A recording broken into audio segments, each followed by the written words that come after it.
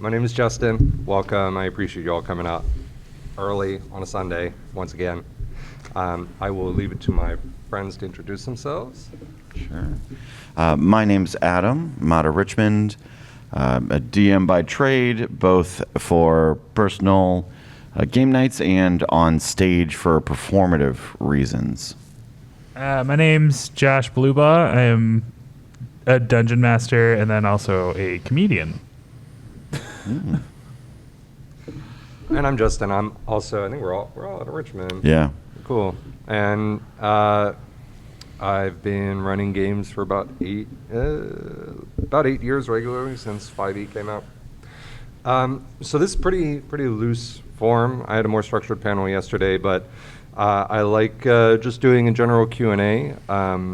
If there are any questions that you all have that you would you feel you would benefit from discussing it with the group, or with just directly asking us for our input, feel free to throw it out there. I do like to emphasize that everyone's opinion and everyone's experience is valid, and I like to maintain a respectful atmosphere where people's opinions and experiences are not challenged or anything like that. But I feel like we got a pretty chill vibe here, so I think we will be fine. Did either of you want to add anything else, or are we? Sounds good to me. Yeah, I think that's great. This is all about answering the questions that you all have in regards to this process. Yep. Cool. So with that, I'll turn it over. Is there anything anybody wanted to ask or talk about this morning? Sure. I'm gearing up to start DMing a campaign, my first in like 10 years or so. And my concern is that my campaign is something I've run backwards and forwards in my own head multiple times, mostly to amuse myself during long stretches of extremely boring deployment. Yep. And now I'm sorry I run it, and I also found a much better job. Congrats. Not brag, but now that I'm actually going to be playing this in front of my friends, I feel like I've kind of codified the plot in my head, and you mentioned the word in the description of the smell, railroading. Mm-hmm. I'm very worried about, do you feel like it's stronger to not have it's like I have, the main plot, the critical path. I was inspired by one of my friends to create this game kind of based on like a Western RPG like Skyrim. Okay. Is that I have a critical path, but I also have this continents of the world, and I know where 30 side quests. Like, if they decide to go to this town, then they arrive and bam, there's Metro procs, and I feel like I'm going to be running this game like that. Yep. What is your opinion on like this level of foresight? Because there's certainly Sure. DM would say like don't have a plan when you start, just like let the players decide Yeah. the plan. Yeah, and if I can sort of paraphrase the question, so how do I feel about the idea of having a trajectory for the overall quest for your campaign in mind already, and about the idea of having little side quests that occur when the party reaches a certain location, and to what point are you railroading them versus what point do they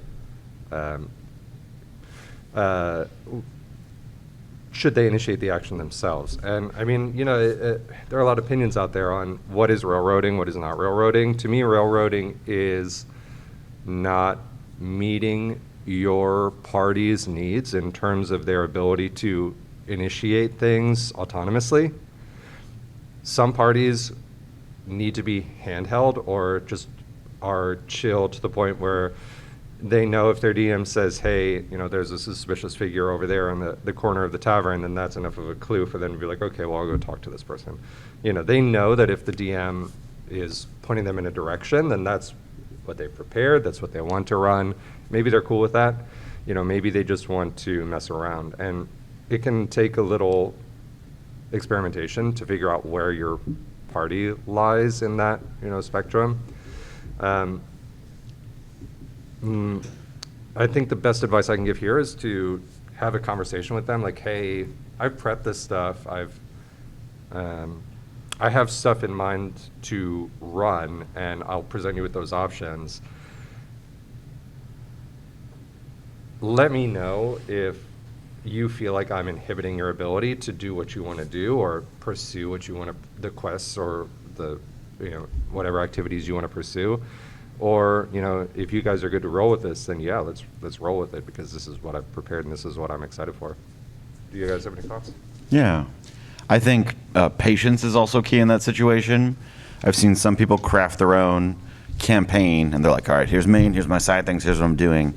And if there happens to be a session or two or a bunch where the players are not directly engaging with something on that outline, something in that story, they get frustrated that they're not moving through your material, right?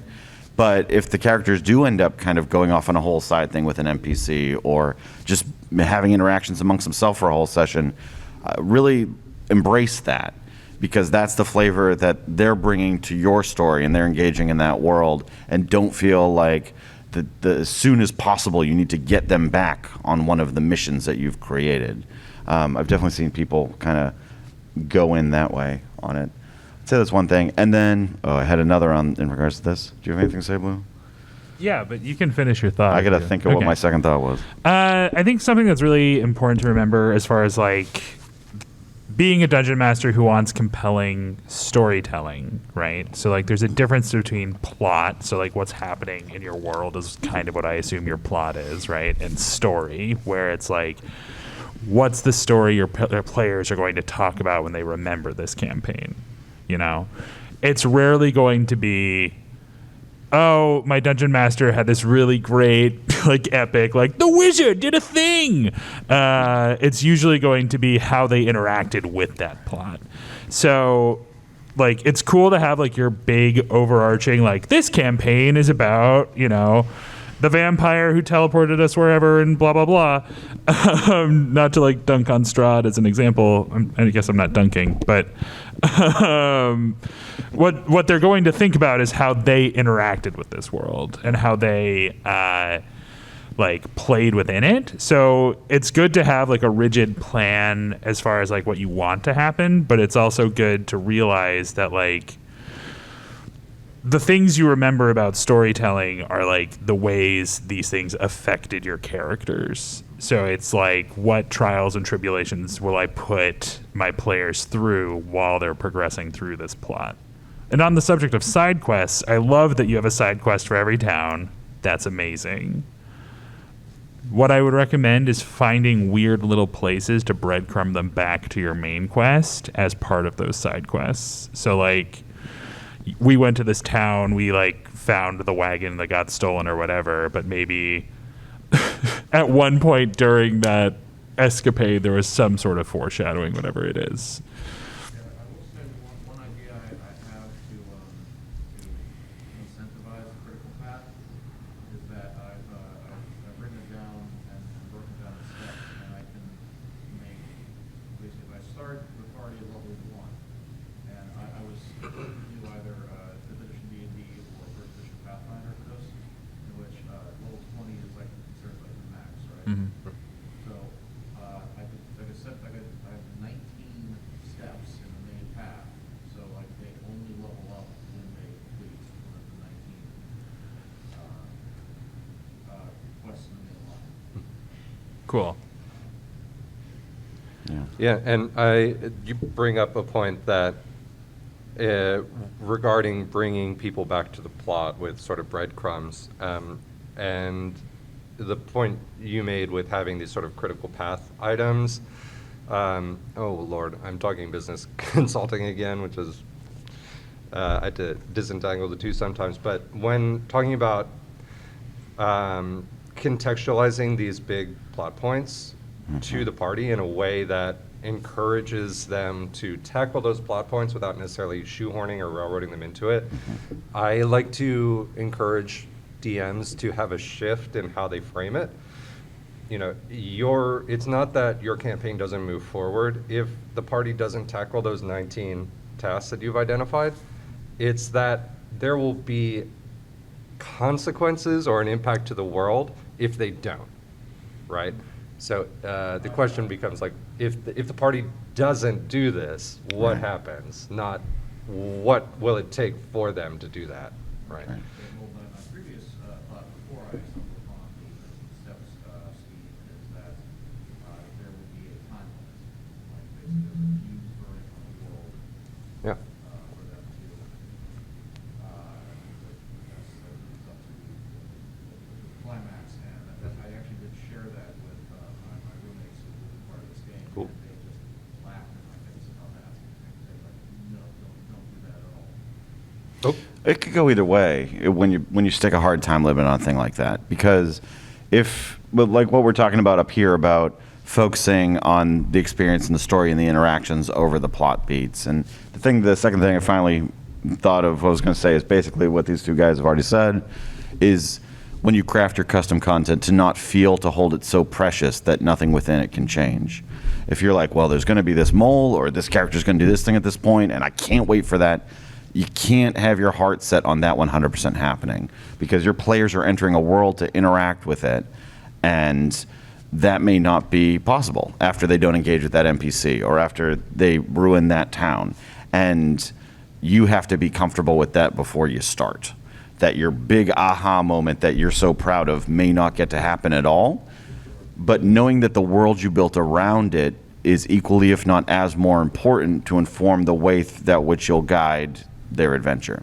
Putting a timer on it can be great. It can be a great mechanical thing if there's a clear path to knowing what they would need to do to engage with that timer meaningfully, but it can also be a detriment if you're like, all right, I've got these 19 points, timer's going, if they don't hit point 1 by this point, this bad thing happens. That is almost railroading. That kind of like is like, you must do the stuff that I need you to do or it's going to be penalizing you. Yeah, that's more or less what I said.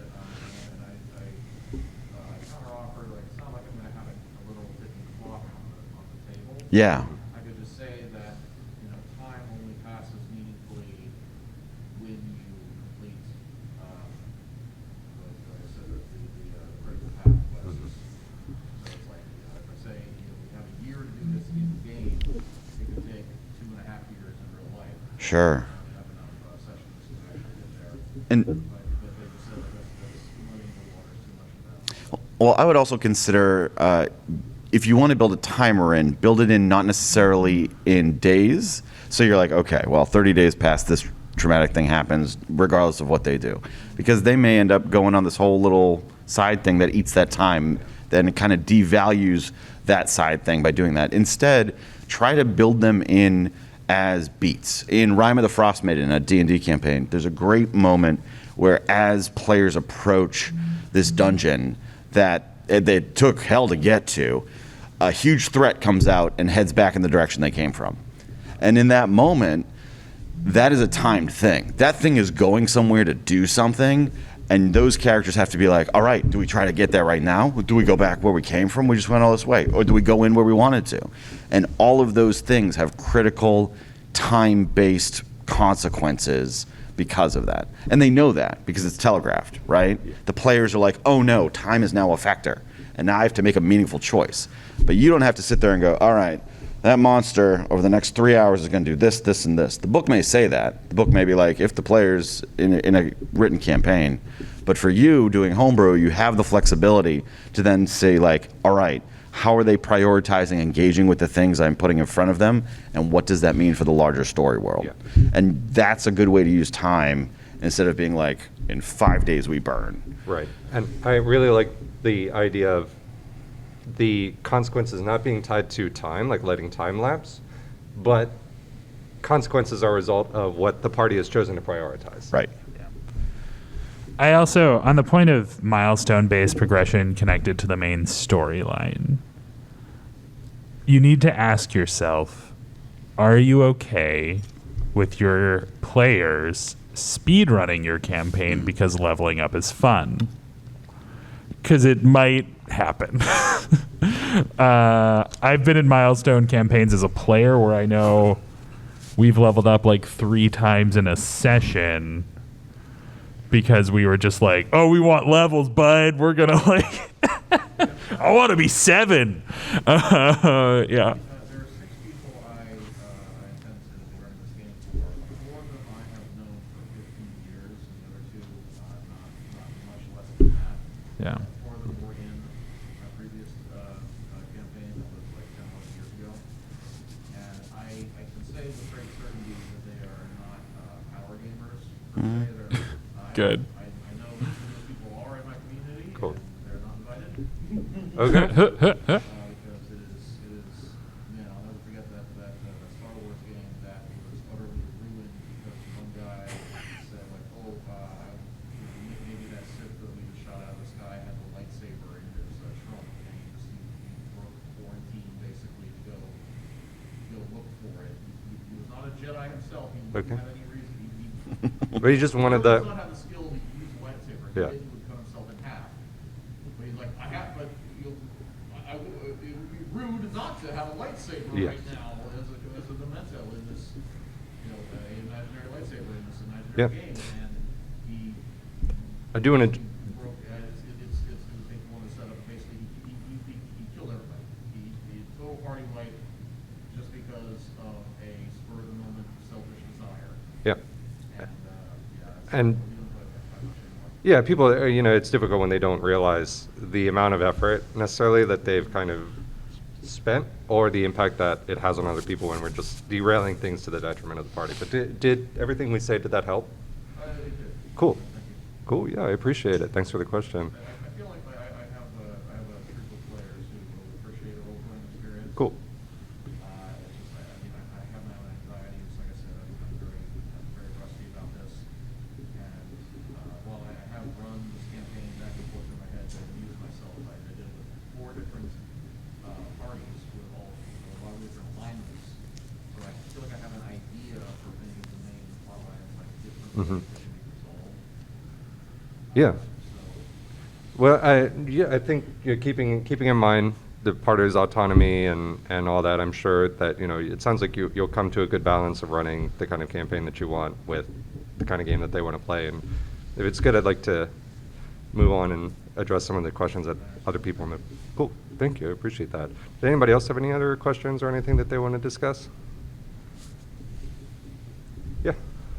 Since we're very kind of a small group, if I go too long, yell at me. New-ish DM. Played in the 70s with AD&D when it first came out. Nice. That just means I'm old. I'm getting there. Not a great player, but I had fun. Played into the 90s, stopped playing, got back into it with a friend who was DMing 3.5. I didn't know, so I just played that. Every time I say that, people are like, oh, you should be 5-0. Whatever. He was, in his group, he's always been the forever DM. I wanted to play, he wanted to play, so he's like, Dave, you should DM. I tried it once, it crashed and burned badly. Got back into it. We started with a decent group of people. I had a session 0, beginning of session 1. Okay. Basically talked to him and his wife, and kind of, he's going to help me, blah, blah, blah. Went pretty well. Made mistakes, learned, moved on. Cool. We wanted to start up again, but we lost everybody but him. Now, might be having more people. What I'm encountering now, apologies for the long intro, is we got 2 more people, his mother-in-law and a friend, and I started just reaching out to them on Facebook Messenger and saying, hey, what do you want to play? James said, it is blah, blah, blah. Oh yeah, I got a little feedback. After more than just a handful of questions, I kind of got nothing in return. Yeah. I can be overbearing, I know. I try to rein my personality down to not frighten people off. I think my bottom line question is how to get and keep engagement. Yep. Because it was like I asked them, character, race, and after, like, okay, what do you, and I tried to do that, little mini session zeros without doing a full session zero, that can scare people away. I said, oh, what's your favorite part about playing? Do you like role play? Do you like combat? Yep. Everyone is different. The previous group, I got to know them from playing with them. Yep. One girl she only wanted to just show up and have a social interaction, and she kind of liked combat. This guy doesn't like role play, he likes rolling dice. So, Sure. anyway. Sure. So you want to know a lot about your group, and you want to get that again, information. I do this not because I'm just crazy, I am, but what I want to do is make the best game I can, because I did it badly before, and I want to give them the best I can. Sure. It was like, you're trying to attract the squirrel, and I made a move that just ran away. Yeah. So, If I can, to paraphrase that, Please do. how to maintain engagement with a new group that maybe when you've tried to engage with them outside of a game, or when you've tried to set up a recurring campaign or recurring session, you've gotten maybe less than desirable engagement or response, and also trying to get a feel for a new group. I've got some thoughts. Did either of you want to? I do too, but go ahead. Cool. My best advice for starting with a new group is to, and I said something similar in my panel yesterday, I'm a pretty big believer in time boxing. It is difficult to get people to commit to an ongoing game when they haven't been hooked. And I think that's the way to look at it right now when you're first starting a campaign is these people are excited for a game, but they haven't been hooked, right? So from the get-go, I would advise people, especially newer DMs or a DM who's trying to start a new group, to just say, hey, I really want to run this game of D&D for you. I'm relatively new as a DM, but I've got this adventure I really want to run. Will you do 2 weekend sessions over the next 6 weeks to run this adventure with me? And that's it. That's all. We're not talking about like a regular game for the next 2 years. We're just talking about, you got this relatively straightforward small campaign that you want to do. Maybe it's pre-written, maybe it's homebrew, and you get the group. You try to get the group to commit to just like 2 or 3 sessions. At the end of it, you will have a better feel for them as players. Well, a quick FYI, sorry to interrupt. Yep. Both of these players I've played with before. Yep. One of them I played a few times with. Yeah. She's pretty much just combat smashing. Gotcha. Go. The other one, like I said, played once with. She kind of a short session, but Yeah. she seemed to like it and was a D&D positive person. Cool. So anyway, that's the. So these aren't total strangers. They're not new players either. But still, It sounds you're like down my pulse. yeah. I would still say the same thing. It's great to have a foothold, I guess, at the table with players who you're familiar with, and you can sort of rely on them to be like, hey, I need you to be this buddy for this new person, or hey, if you feel comfortable, you can count on them to maybe step up a little bit more with RP or with driving action or whatever you might need. And it's nice to have people who you're familiar with, but just getting things going, it's a lot easier to build engagement and keep engagement if these people aren't thinking, this is some nebulous thing that I've committed to for who knows how long, versus 2 weekend sessions, as much structure as you can, like using online character builders or just building characters for them, honestly, if they're new. Anything you can do to sort of lower that barrier and just get people at the table will help with engagement. Yeah. And this kind of beyond specifically your situation, but one in general, I find when there's a DM looking to host a game and kind of have a thing, to kind of keep in mind that the players at the table, you're looking to fill spots at the table, and you can kind of divide that into 2 buckets. And one is people who are excited and look at that as an opportunity, because having someone who's willing to host a game is kind of a gift, is kind of an opportunity. It's almost like a class or a hobby or a side thing. That's a thing that I want, to have a seat at the table. And then there's other people who you're like, I would love to play with you. Will you be at the table? Will you come in and do this, right? Right, goes the other way. It's like you need them. And that group is harder to engage. And I know you already have preset players, so this is kind of more for the room in general, but you're going to want the people who want you. If you have 4 seats and you're just trying to curate a band and convince someone else, it's the equivalent of rolling up to board game night and sliding this thing on the table that has a half-hour rules and being like, no, hear me out. We're going to get through this. We're going to play this tonight. And you just lose people. Pro tip for that, always send a YouTube video before game night with the instructions. I do that with different board games. Sure. Just sit, trust me. Yeah. And for the games that I really like. If enough people watch the video, then you'll get through the game. But the other point of advice in regards to what you were talking about with onboarding them, and you're saying you were trying to get racing class and whatnot, I would highly recommend time boxing like Justin said. Sometimes it might be like 2 weeks. You have an email with 4 people, and you're like, I want to have a session where we make our characters together. I'm going to show you how to do it online on D&D Beyond, the official character creator. And you can host a Zoom meeting, and everyone can pop on there, and you can go step by step.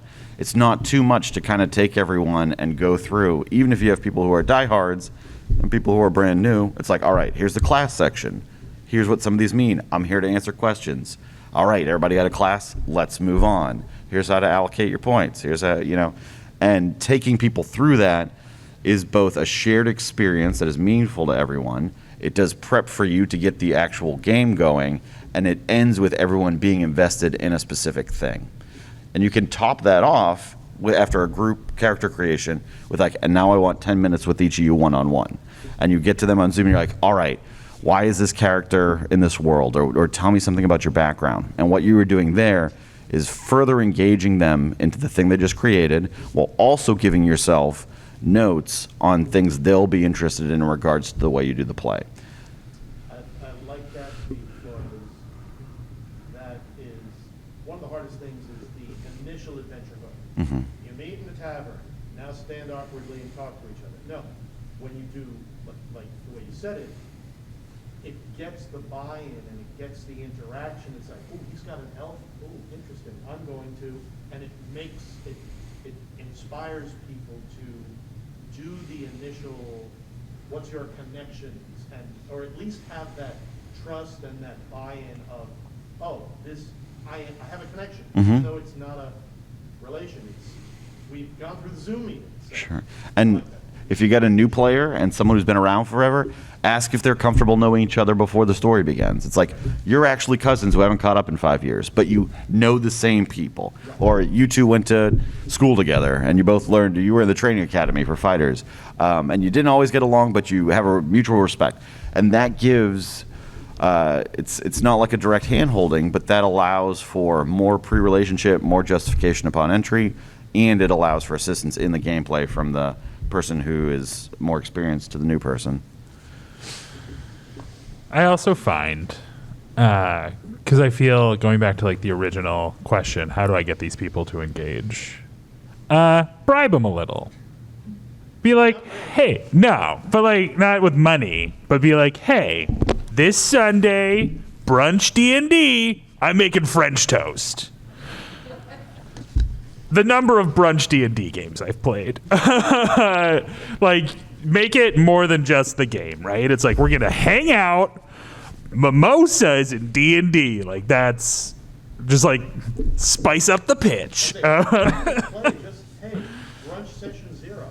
Yeah. Brunch prep time. But have a goal, because if you say brunch sessions there and you're like, all right, I just want to talk about it. Like, that may not be enough. As Justin was saying, have specifics. And know, like, when you say brunch, it's like, it's perfect, because DMing, dungeon mastering anything, is just being a host. You are being a host of a very specific kind of party, a literal party and a game party. But you are hosting people, you are entertaining people much like you would for a party at a house or a live event. And you should really kind of keep that in mind as you curate, invite, and build community in that small way. Is this, yeah. Because I'm also a very good host. Oh, yeah. Fantastic. Think about the elements of hosting. If someone was coming to town for the weekend or whatnot, that's the same kind of mentality you should bring to taking taking care of people. That's one of the things that makes a role-playing game more engaging than pulling out Clue or Monopoly, is this idea that you're collaborative storytelling, but you're hosting an experience that is dynamic with everyone having investment. It's different than just having a thing with a set of rules that people engage with to win or lose. Yeah, that's the 201. The 201 panel is how to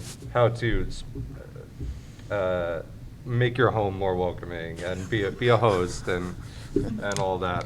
There's a considerable amount of overlap, but was that helpful? Everything was said? Incredible, thank you. Cool. All right, appreciate it. Anybody else have a question? Anything they wanted to talk about? Yeah, for those who came in, this is the format. It's This is the format. We're just answering yes. questions. Yes, I appreciate that. Yeah, we don't really have a goal or an aim other than to just answer people's questions about DMing or about D&D in general. Sure, what's up? So I have never DM'd before. However, I was like going to, and then I got distracted. Oh yeah, I had a lot of work and stuff. Yep. And so like I built like a very like detailed world and stuff. But I couldn't like, I got like trapped in detail and stuff. So I couldn't figure out when to stop. And so I just kind of kept on with like detail. And I didn't end up actually like doing the campaign. So like that was so loud. No, I appreciate the honesty there. That was suboptimal of me. Yeah. What was the rest of your question? Well, is there, how do you set up parameters so you're able to effectively, like, build enough of a campaign that people, like, the world feels open and active, but at the same time, like, not be so, Taxing to you as in the amount of information that you have to prepare. yeah, I mean, I thought it was fun, but I was like, I have more fun like Yeah, and gotcha. So to paraphrase, how do you find the level of preparation that you need to do to satisfy your own creative desire while also building something that's functional and doing it in a way that doesn't take a huge amount of time and effort? Okay. Does anybody want to jump on that? I mean, I think the immediate answer, especially as a first-time DM, is to start with a pre-written campaign. It's very exciting, and there's huge appeal to world building and creating your own thing.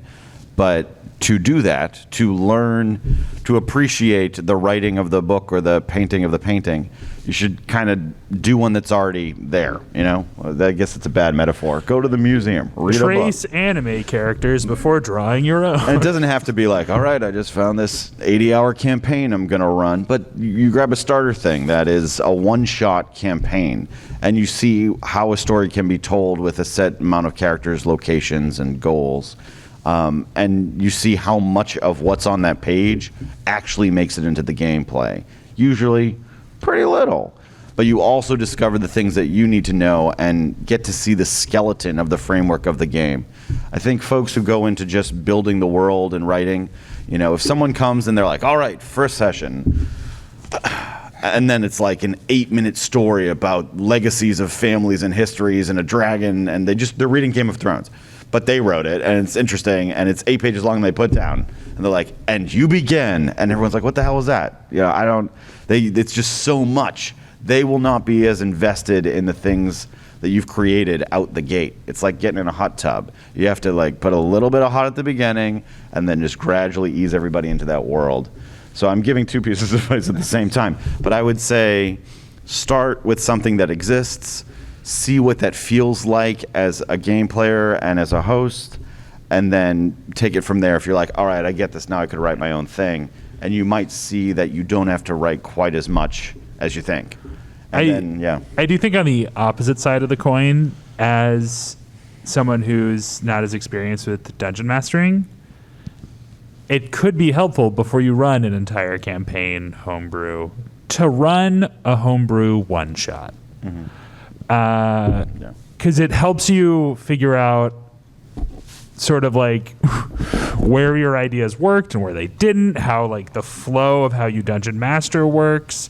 And it'll help you sort of like get a feel for how you're going to do it. Because we all have like, you know, our ideal dungeon mastering flow state that none of us ever enter. And then there's like how we actually play and practice. So like even if you, because I'm homebrew for life. I've never run a module in my life.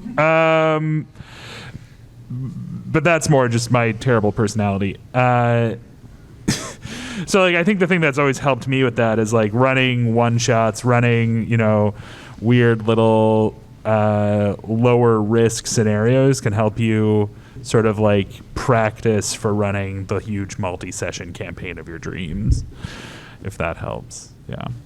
Yeah, I really like the idea, and I would encourage newer DMs or DMs who haven't found that sweet spot of prep, who aren't quite as familiar with the amount of work that they need to do before a session, to start small. I think the idea of looking at pre-published materials and seeing, all right, realistically, a town is a map, 5 places where the party can go and interact with someone, either a quest giver or a merchant or an inn or what have you, and 10 NPCs tops, because anything more than that is overwhelming for everybody.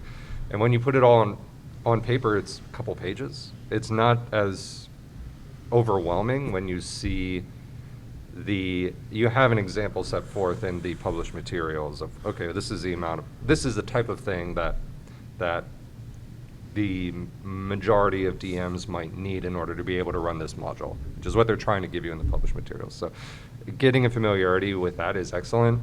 Starting small. Honestly, take a room and make it as full of interesting things as you can. It's a magic curiosities shop, and there are literally just Google a map, a battle map, and look at all the little crazy things that are on the map, and think of descriptions for some of them. Maybe some of them are magical items, maybe some of them are just nonsense. Reducing the scope down to whatever you feel comfortable being able to pull off. If it's one town, if it's one dungeon, if it's one room, it's not a knock against you as a DM to not bite off more than you can chew right from the start, because that's how people just kind of get stuck trying to start all the time. Also, as a side note, if you have a core D&D group you always play with, between campaigns, if you do hey, for the next 5 weeks, we're all going to take a turn running a one-shot sort of run of games, it can spice things up, let you try characters you've been thinking about trying, and also give everyone sort of a taste of that DM seat, so if they've never dungeon mastered before, they can kind of feel what it's like and be like, oh, I was kind of a dick. And also it gives all of you a chance to practice and build your skills, which is fun. Yeah, I think that's a cool idea to float out there, especially if you're feeling like my group has really been giving it to me lately and I want to return the favor. But no, it's kidding. But if you've got a group that's cool with that, I think that's a really cool thing to do. It takes a very specific kind of group, but cool. Did that help? Cool. Yeah, sure thing. Does anybody else have anything? I guess this is more from the player's perspective. Okay. How can you convey figure that you think going on a really XP basis still is very restrictive and unengaging, where you know, he's got a calculator, it's oh, you guys are 550 short of what we just did this major arc. Yeah. Fest, and then so I mean, it's me and my friend who've been playing this campaign for over 3 years, pretty at a weekly pace. Yeah. We still haven't hit level 8. Okay. So I know at one point I was considering dual classing, and if we only level up once every 6 months, there's no benefit gameplay wise. Yeah. Dual casting, even if I thought it was fun backstory for that dual path. That DM's not quietly in this room, are they? You're good. Yeah. Yeah, I think, so if I can paraphrase, like, you're feeling discouraged and like you're not getting as much engagement out of building your character because you don't get to level up all that frequently. Do you feel like it trivializes the decisions that you're making? Because if you go path A versus path B. It's just like, okay, so why would I go, like, if I'm not going to level up again for another 6 months, why would I want to be a level 6 rogue with level 1 warlock subclass? Yeah, Like, if that subclass isn't going to be useful until it's like level 2 or 3. yeah. A year from now, It's gonna yeah. be like a year from now. Yeah. Yeah. That makes a lot of sense. And honestly, I think that's the conversation right there. Like the root of your concern is that you want to be able to make interesting decisions with your character building, and you want to see your character progressing and doing cool things. And maybe this is the whole idea that you had when you made your character. Like, oh, when I hit level 8, I've got this second level in my subclass. That means I can do this really cool interaction. But not leveling up means that you don't get to explore that side of the game. And I think there's a conversation to be had there with the DM, like, hey, and I mentioned this, some of this in my panel yesterday, how I try to approach these kinds of conversations. I think you stated it very well. Like, it wasn't my DM is holding us back. Like, you weren't making like you statements about your DM. You're making I statements. I am feeling restricted because I am so heavily disincentivized to go out of my main class's progression, because I'm not going to see any benefits from multi-classing, and I'm going to feel behind or limited compared to the rest of the party if I do take a level in another class. Or even if we're not talking about multi-classing, I'm feeling restricted in my character because I don't get to experience this like awesome like level up part of the game, except once every 6 months, and it's it's impacting your enjoyment of the game because you don't get to interact with that side, like a pretty key element of playing the game. I mean, I think and part of that is how do you initiate that conversation, right? That's I think for some people the awkward part. And just like you have a session 0 that we've talked about where you sit at the table and you figure out characters, but you also learn what your players want to get from the game. Oh, I want to do combat. I want to do more of the story stuff. I want to do more interacting in a world. You could use this panel as an excuse. I went to a game conference and did some DM stuff, and they said call a session intermission. Is there a word for a mid-campaign meetup only logistics meeting? It's a performance review, DM performance review. DM performance review. Yeah. Although that might put some expectations on it.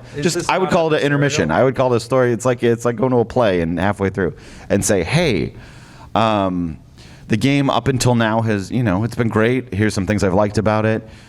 But I feel like it could be a different. Well, you don't say different. I feel like I would love to talk as a whole about the experience, where it is so far, if it's what we thought it would be, what we could do going forward.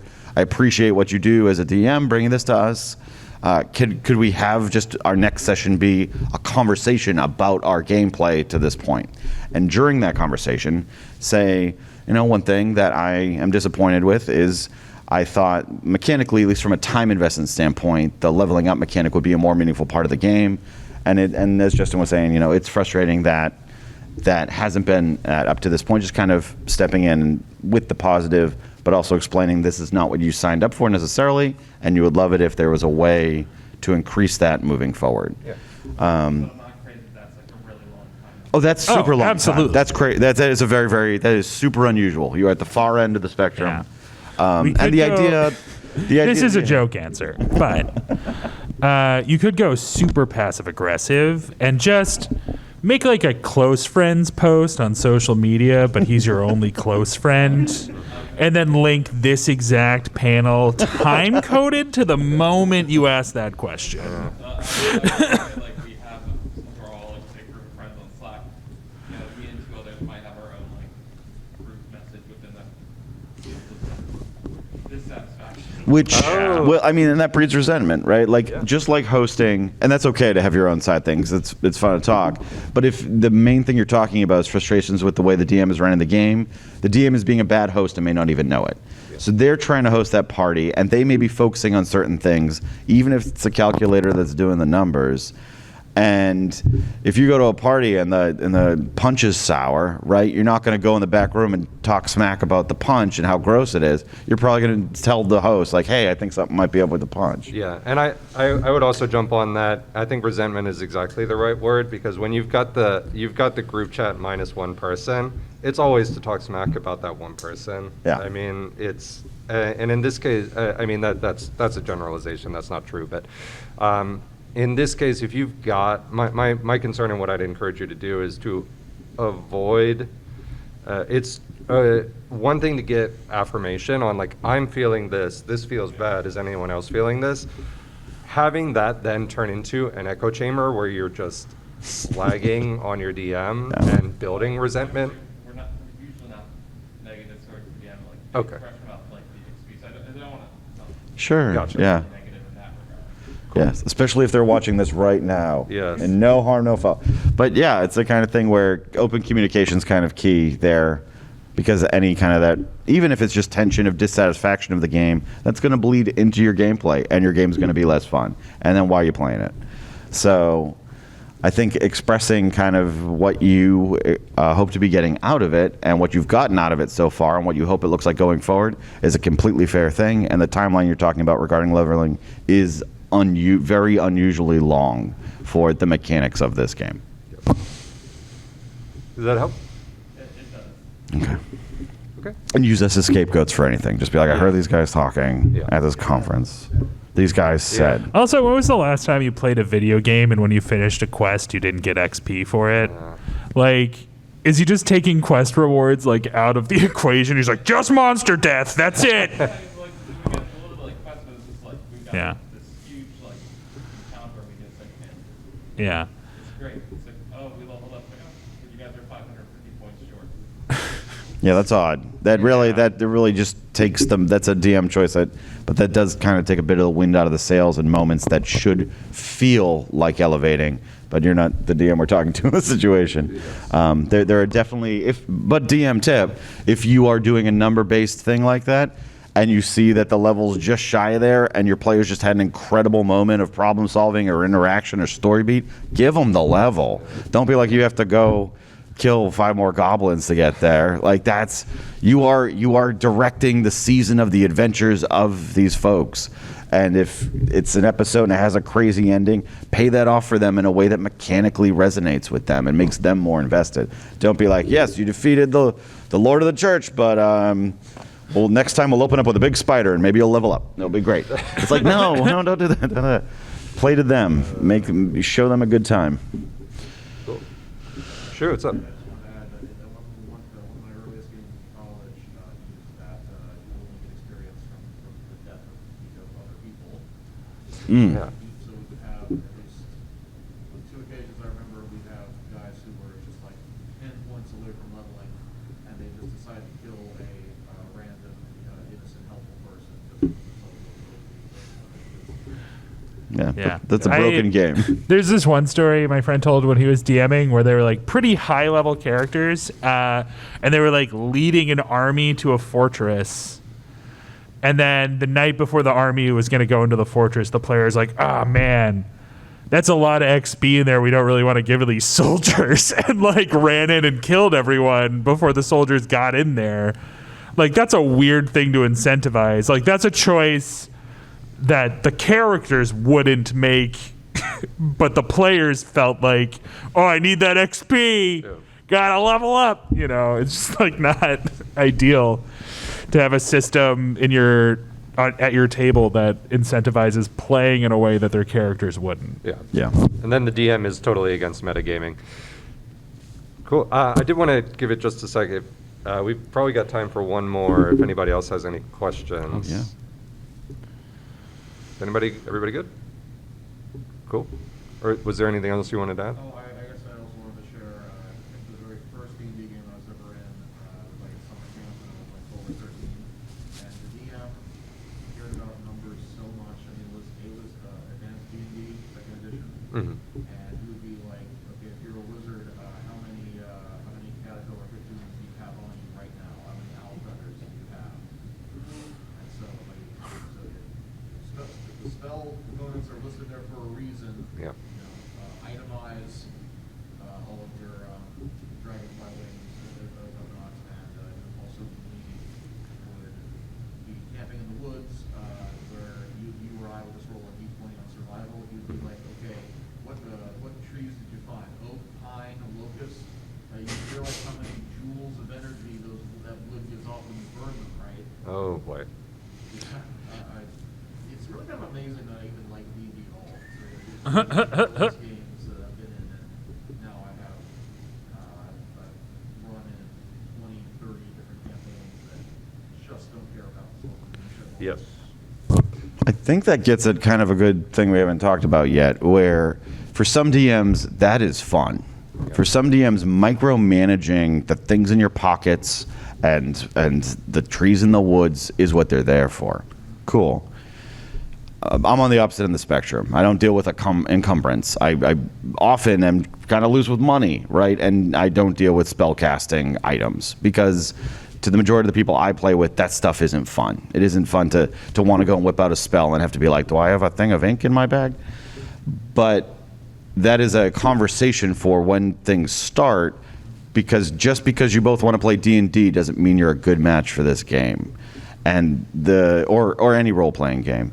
And to know that someone who's playing, because you also have players who maybe want to be in that minutia, but if you have other players who just want to have more of a big story-based adventure and be the character in the world of their own exploration, they may not necessarily work at the same table. And I think you kind of have to come to terms with that. So as a DM, part of that hosting is your guest list, where if suddenly you have someone who's like, okay, we're going to catalog where I pee, how much stuff I can put on my back, what's in my pocket. And there's another person who's just like, I saw it on Stranger Things and I want to try it and I want to become a hero. Those two people might not be great to host at the same table. And also be honest with yourself. So if you're the kind of person who wants to do that minutia, make sure you communicate that to people before you play, because otherwise you're going to run into that resentment stuff we talked about before, where people are not having the fun they expected to when they signed up. I feel like back in the early 90s, it's good.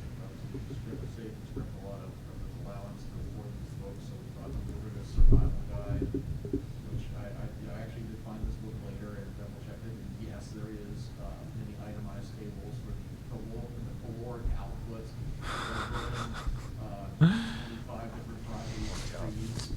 It's like, yes, you want to get his money's worth. I mean, why would they print this? It wasn't important, right? I bet that guy plays like one hell of a necromancer, though. Like, each one of my skeletons has a different weapon, and I know how much HP each one of them has.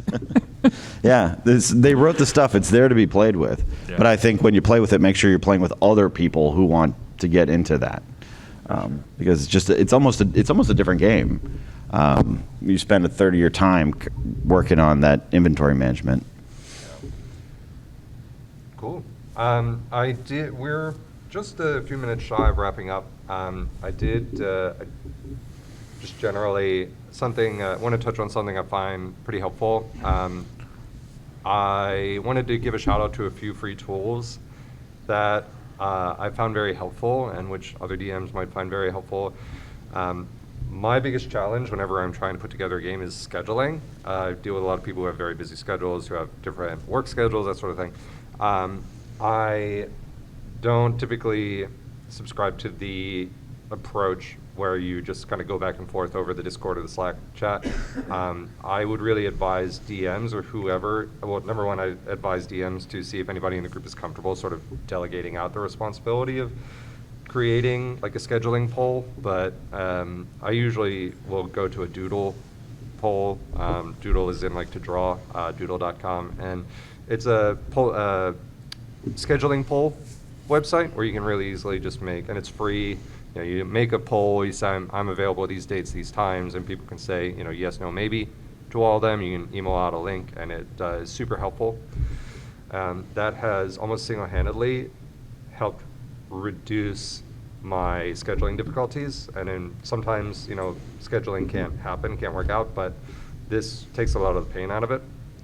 I would also recommend, I was for a long time a pretty avid Roll20 user, and I had all the dynamic lighting and everything, but it seems to me that we're kind of moving towards D&D Beyond being its own sort of one-stop shop, its own platform, where we can do virtual tabletops. And there's one unofficial one that I really enjoy called Above VTT, Above Virtual Tabletop Above VTT. It's a Chrome plugin that is essentially a more streamlined version of the Roll20 interface over the D&D Beyond website.